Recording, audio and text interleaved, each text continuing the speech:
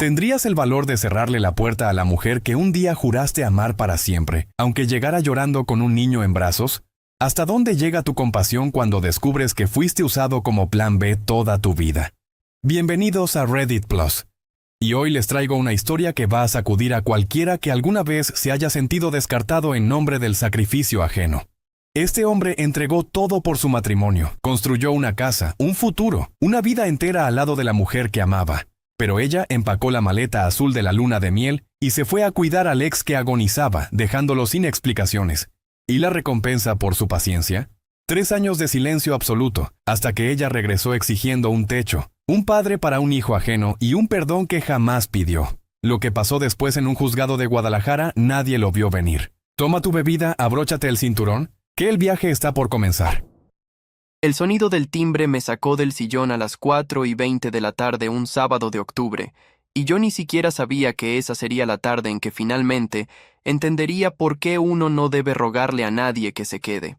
Abrí la puerta sin mirar por la mirilla, todavía con la taza de café tibio en la mano, y ahí estaba ella, Renata, mi exesposa. La mujer que 3 años antes había empacado nuestra vida en una maleta azul y se había ido a cuidar a otro hombre como si yo fuera un mueble viejo que se deja en la banqueta. Tenía un niño en el brazo izquierdo, un escuincle de unos 2 años, con los ojos cafés enormes, el dedo pulgar metido en la boca y una mirada que no reconocía absolutamente nada de lo que estaba pasando. A sus pies había 2 maletas. Una de ellas, la azul. Esa misma maleta que compramos juntos en el Liverpool de Plaza del Sol antes de irnos a Cancún de luna de miel. La taza casi se me resbala.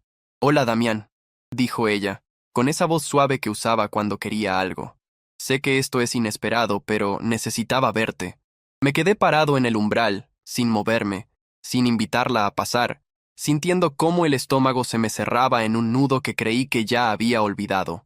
Porque durante 3 años me había imaginado ese momento de 1000 formas distintas, y en ninguna de esas imaginaciones yo sentía lo que estaba sintiendo justo en ese instante. Nada. Un nada frío, limpio, casi quirúrgico. Pero déjenme regresar un poco, porque sin el contexto esta historia no tiene el peso que merece. Renata y yo llevábamos 4 años de casados cuando todo se vino abajo. Vivíamos en una casa pequeña pero bonita en la colonia Providencia, acá en Guadalajara. Yo trabajaba como analista financiero en una empresa de autopartes. Ella estaba en el área de redes sociales de una agencia de publicidad en Chapultepec. Ganábamos bien, nos alcanzaba para salir a cenar los viernes al Santo Coyote, para escaparnos a Sayulita cada tanto, para pagar la hipoteca sin ahogarnos. Era esa clase de vida que uno ve desde afuera y piensa, esos güeyes la tienen hecha. Pero había algo que nunca me encajó del todo. Renata mencionaba a su ex con una frecuencia que me raspaba por dentro. Se llamaba Iván. Lo había conocido en la prepa.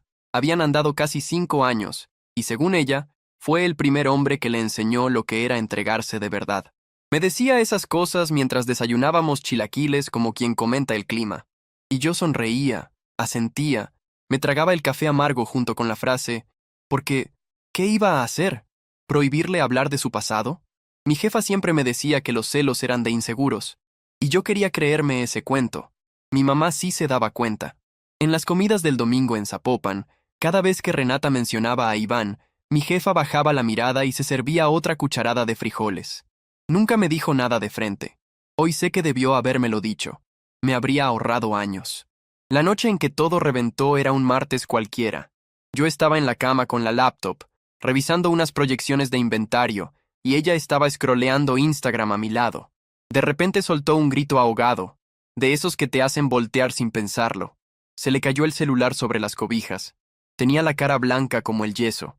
«Es Iván», susurró. «Tiene cáncer. Etapa 4. Los doctores dicen que le quedan meses». Y empezó a llorar. Pero no era cualquier llanto. Era un llanto hondo, primitivo, con un dolor que yo nunca había visto salir de ella, ni siquiera cuando murió su abuela. Y yo, como un idiota, la abracé. Le acaricié el pelo. Le dije que lo sentía mucho. Le ofrecí agua. Hice todo lo que un buen esposo debería hacer cuando su mujer está devastada. Pero adentro, muy adentro, algo me dijo que esa reacción no era normal. Que nadie llora así por un ex de hace 10 años. Que ese dolor era el dolor de alguien que todavía pertenecía. Durante las siguientes 2 semanas, Renata se convirtió en otra persona. Vivía pegada al celular. Hablaba con los doctores de Iván, con la mamá de Iván, con los amigos de Iván. Empezó a faltar al trabajo. Dejó de cocinar. Dejó de dormir conmigo, literalmente, porque se quedaba hasta las 3 de la mañana en la sala coordinando citas médicas. Yo trataba de ser paciente. Me decía a mí mismo que era una situación extrema, que cualquiera en su lugar estaría destrozado, que yo tenía que ser ese hombre comprensivo del que ella pudiera agarrarse. Un jueves por la noche, intenté hablar con ella de verdad. Le propuse alternativas. Le dije que podíamos mandar dinero para los tratamientos, que yo mismo la llevaría al hospital los fines de semana, que podíamos pagarle una enfermera de tiempo completo.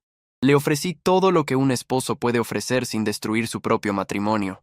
Ella me miró como si yo hubiera sugerido tirar a un perrito a la calle. No entiendes, Damián. Iván no tiene a nadie. Su familia vive en Mérida. Alguien tiene que estar ahí todos los días. Entonces contratemos a alguien, le dije. Yo pago.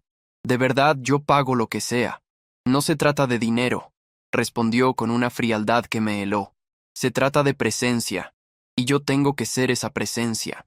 ¿Por qué tú, Renata? ¿Por qué tú y no su mamá, no un amigo, no una enfermera? ¿Por qué precisamente la mujer que está casada conmigo? Ahí fue cuando me llamó egoísta. Dijo que yo nunca había amado a nadie de verdad, que el amor verdadero era sacrificio, que si yo la amara de verdad entendería que ella tenía que hacer esto. Y yo, con la voz temblando pero firme, le pregunté, ¿y abandonarme a mí? ¿Eso también es amor? Se rió. Una risa amarga, corta, como de quien escucha una broma pésima. Yo no te estoy abandonando, estoy cuidando a un enfermo terminal. Hay una diferencia, Damián. 3 días después llegué del trabajo y encontré la maleta azul abierta sobre la cama. Estaba doblando ese suéter azul marino que yo le había regalado la Navidad anterior, el de cashmere que me costó un ojo en Palacio de Hierro. Lo doblaba con un cuidado que nunca le había visto tener con nada nuestro. Ese detalle se me clavó como un vidrio. Porque los movimientos no eran de alguien improvisando una salida, eran de alguien ejecutando un plan. Le pregunté por última vez si me estaba eligiendo a Iván por encima de mí. Ella dejó de doblar el suéter, se giró despacio y me dijo, con los ojos húmedos pero la quijada firme, algún día vas a entender que esto es lo correcto. El amor no es posesión, Damián. Es dejar que la gente haga lo que tiene que hacer. Cerró la maleta. Pasó junto a mí rozándome el hombro. Puso las llaves de la casa sobre la barra de la cocina con un clic pequeño y definitivo que todavía escucho en los recuerdos. Y se fue. Yo me quedé parado en el pasillo de esa casa que habíamos elegido juntos, pintado juntos, llenado juntos, escuchando el silencio por primera vez en 4 años. Y entendí algo que me tomó mucho tiempo aceptar. Cuando alguien quiere irse, siempre va a encontrar la forma de hacer que tú parezcas el culpable por haber intentado retenerla. Pensé que iba a volver. Durante los primeros 6 meses, cada vez que sonaba el timbre, cada vez que vibraba el celular, algo adentro de mí saltaba esperando que fuera ella pidiéndome perdón. No volvió. Nunca volvió.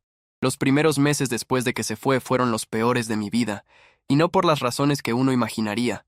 No lloré mucho, eso es lo raro. Lloré 2 veces, creo. Una la noche que me senté a cenar solo en la cocina con un plato de sopa Maruchan y me di cuenta de que no tenía a quien contarle cómo me había ido en el trabajo. La otra fue cuando encontré, en el cajón del baño, un labial barato que ella había dejado olvidado y que todavía tenía la marca de sus dientes marcada en la punta. Ese detalle me reventó de una forma que no esperaba. Pero más allá de esos 2 momentos, lo que sentí fue una especie de niebla. Iba al trabajo, hacía los reportes, asistía a las juntas, regresaba al departamento, calentaba algo en el microondas y me dormía viendo YouTube en la cama. Perdí como 8 kilos en 2 meses sin darme cuenta.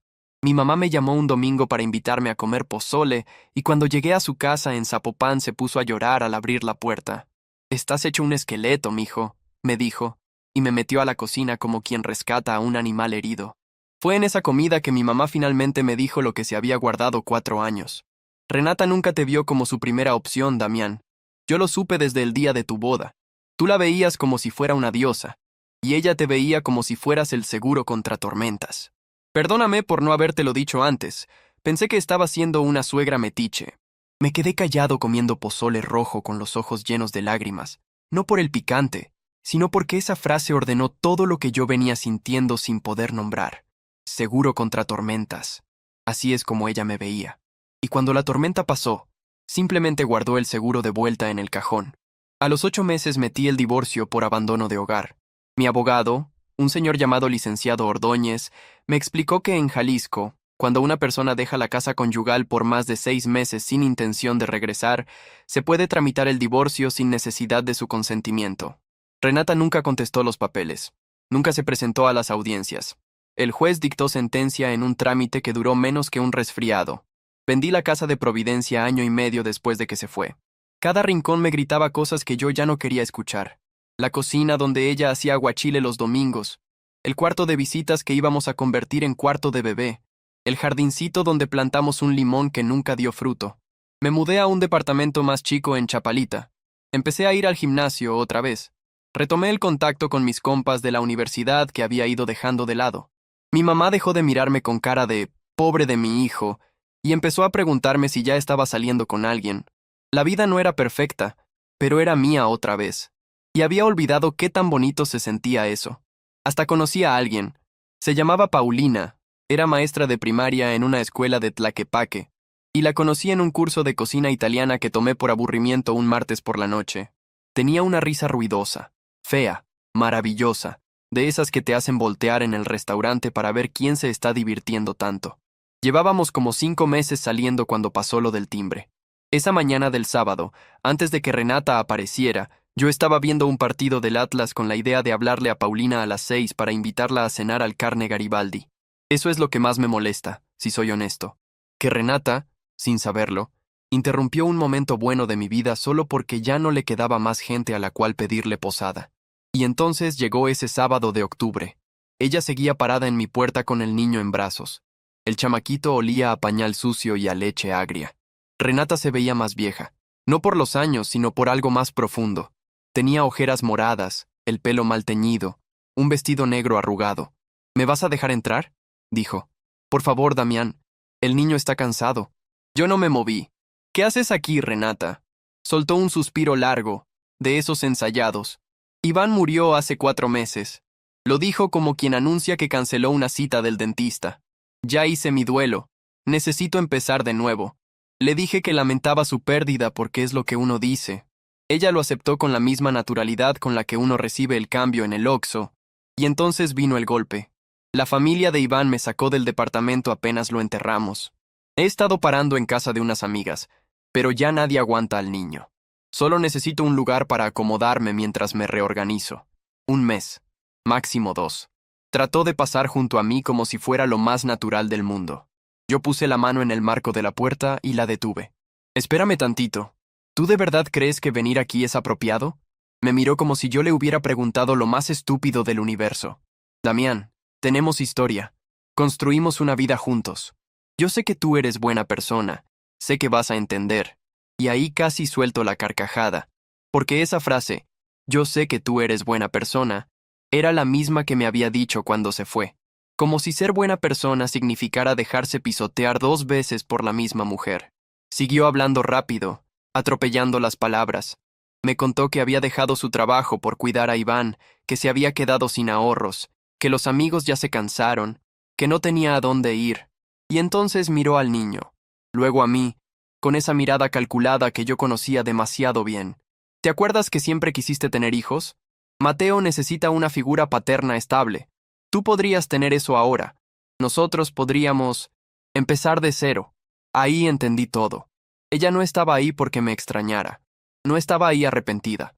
Estaba ahí porque yo era el plan B, el seguro que se había guardado en el bolsillo mientras vivía su gran novela romántica con otro hombre. Y ahora que la novela se había terminado, venía a cobrar la póliza. Le pedí que esperara un segundo.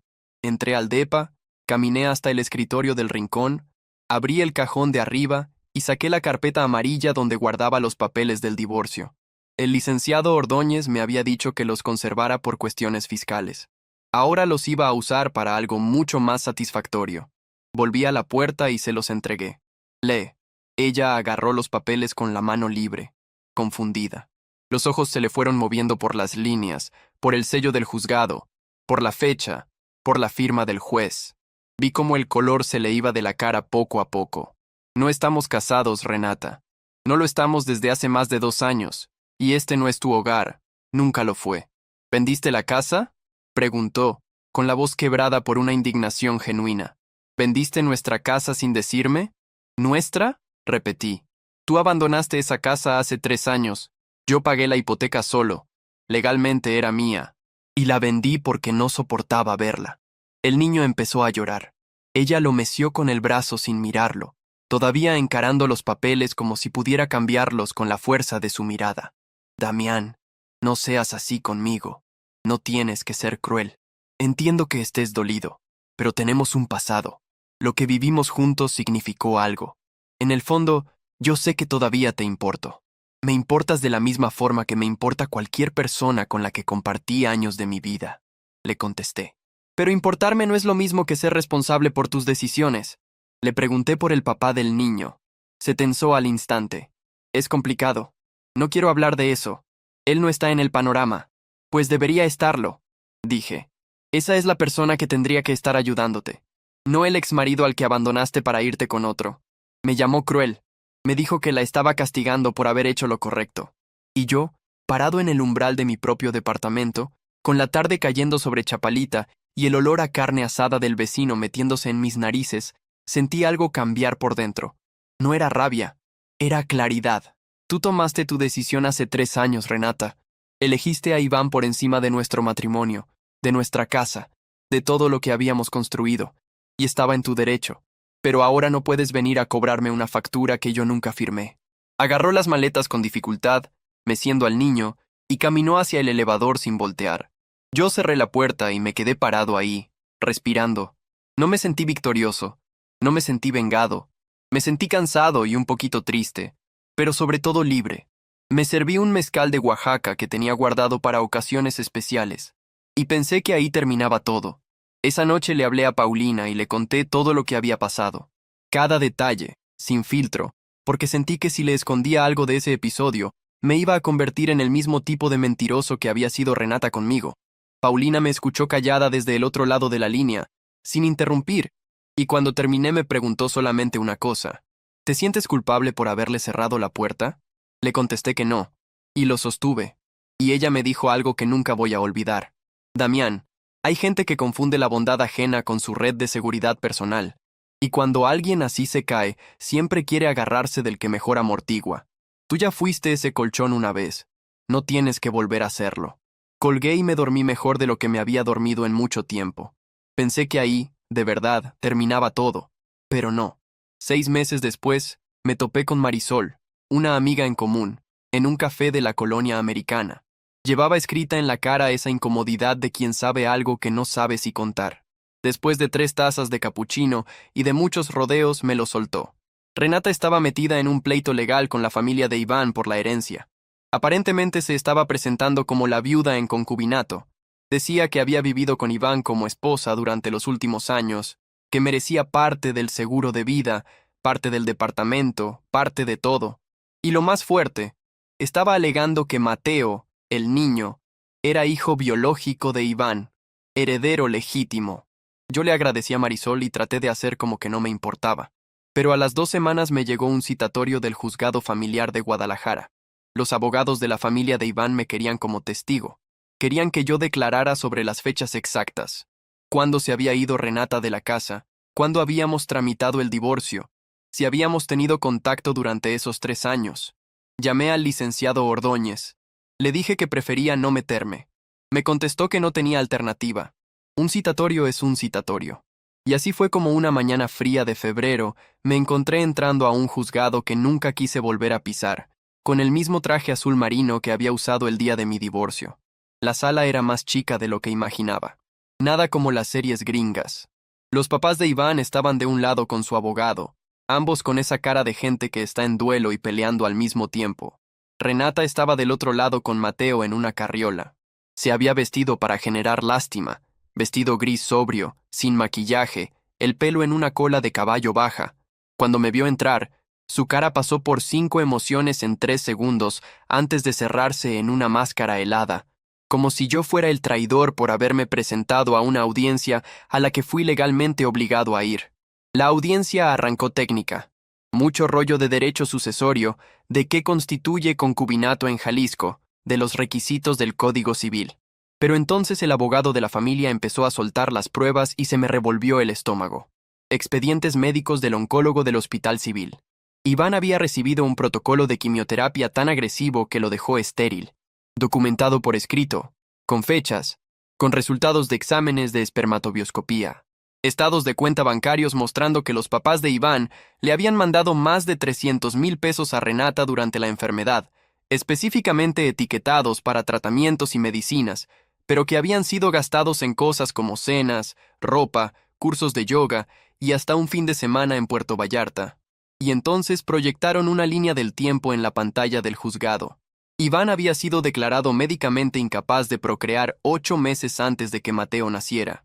Y Renata todavía estaba legalmente casada conmigo durante parte del periodo en que habría quedado embarazada. El abogado no fue sutil. Yo vi la cara de Renata perder el color hasta quedar del mismo gris de su vestido. Cuando me tocó declarar, las preguntas fueron directas. ¿Cuándo se fue Renata? ¿Dio alguna indicación de regresar? ¿Tuvieron contacto durante esos 3 años? Respondí todo con la verdad, sin adornos, sin rencor. El abogado de ella intentó hacerme quedar como un exmarido despechado buscando venganza. Me preguntó si estaba enojado, si quería verla castigada. No estoy enojado, dije. Rehice mi vida.